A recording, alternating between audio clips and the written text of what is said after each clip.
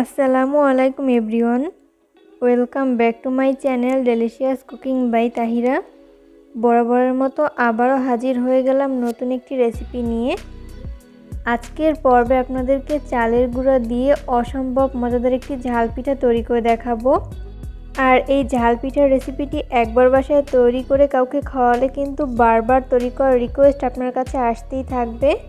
তো চলুন দর্শক, ঝাল পিঠা তৈরি করতে কী কী উপকরণ লাগছে শুরু থেকে শেষ পর্যন্ত দেখে নিচ্ছি। পিঠা তৈরি করার জন্য প্রথমে একটা মিক্সিং বোল নিয়েছি। এরপর এই বোলের মধ্যে ব্যবহার করব মেজারমেন্ট কাপের 1 কাপ পরিমাণ ভেজা চালের গুঁড়া। আপনারা চাইলে শুকনো চালের গুঁড়াও ব্যবহার করতে পারেন। এরপর ব্যবহার করব 1/3 কাপ পরিমাণ ময়দা। চাইলে ময়দার পরিবর্তে আটাও ব্যবহার করতে পারেন।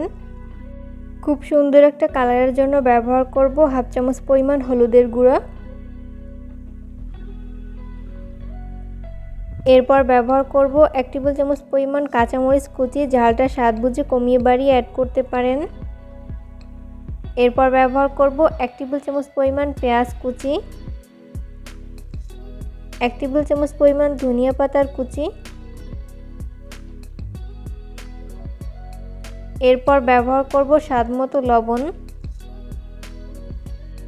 এরপর আমি এর মধ্যে ব্যবহার করব 1/2 কাপ পরিমাণ পানি। এরপর চামচের সাহায্যে এই উপকরণগুলোকে খুব ভালো করে মিশিয়ে নিব। চাইলে হ্যান্ড উইক্সের সাহায্যে খুব ভালো করে মিশিয়ে নিতে পারেন।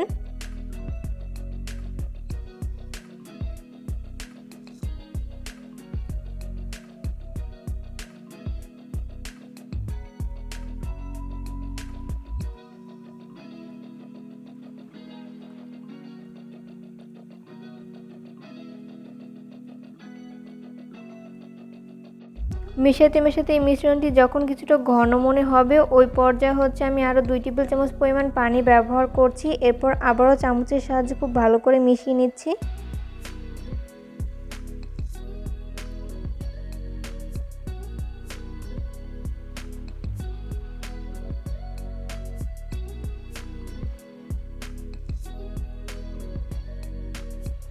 তো এই পর্যায়ে খুব ভালো করে মিশিয়ে নেওয়া হয়েছে। এরপর একটা চামচের সাহায্যে ব্যাটারের ঘনত্ব আপনাদেরকে দেখিয়ে দিচ্ছি।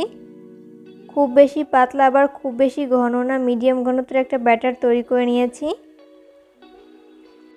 এরপর এই নাস্তার শেপগুলোকে তৈরি করে নিব। ওই জন্য চুলায় একটা ফ্রাই প্যান বসিয়ে দিয়েছি। এরপর আমি এর মধ্যে সামান্য পরিমাণ সয়াবিন তেল দিয়ে দিচ্ছি।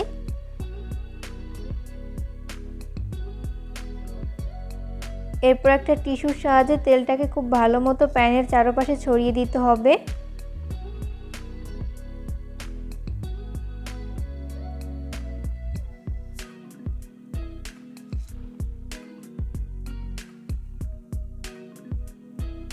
তো এরপর আমি এর মধ্যে 2 চামচ পরিমাণ ব্যাটার দিয়ে দিচ্ছি। প্রথমে 1 চামচ দিয়ে এইভাবে একটু ছড়িয়ে দিচ্ছি। এরপর আরও 1 চামচ পরিমাণ ব্যাটার দিয়ে এইভাবে ছড়িয়ে দিচ্ছি।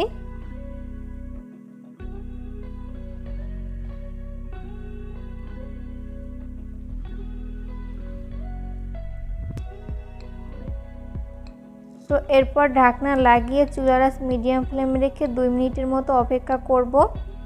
2 মিনিট পরে যখন উপরের পাশটা ড্রাই হয়ে যাবে, ওই পর্যায়ে ঢাকনা উঠিয়ে নিতে হবে। তো এই পর্যায়ে কিন্তু এক পাশ ফ্রাই করে নেওয়া হয়েছে। এরপর আমি উল্টে দিব অপর পাশটি ফ্রাই করে নেওয়ার জন্য।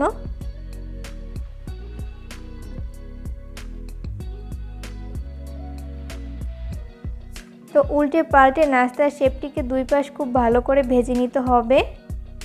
উল্টে পাল্টে নাস্তার শেপটি যখন 2 পাশ ভালো মতো ফ্রাই করে নেওয়া হবে, ওই পর্যায়ে আমি প্যান থেকে উঠিয়ে নিব। সেমভাবে আমি বাকি নাস্তার শেপগুলোকেও ভেজে নিব। তো এই পর্যায়ে আমার সবগুলো নাস্তার শেপ ভেজে উঠিয়ে নেওয়া হয়েছে। আমি এগুলোকে একটা নাস্তার প্লেটে তুলে নিয়েছি। চেষ্টা করেছি রেসিপিটি সহজভাবে শেয়ার করতে। আশা করছি বরাবরের মতো আমার আজকের রেসিপিটিও আপনাদের কাছে সহজ এবং ভালো লেগেছে। রেসিপি ফলো করে অবশ্যই বাসায় ট্রাই করবেন, দেখবেন পরিবারের ছোট থেকে বড় সবাই অনেক বেশি পছন্দ করবে আর অনেক মজা করে খাবে।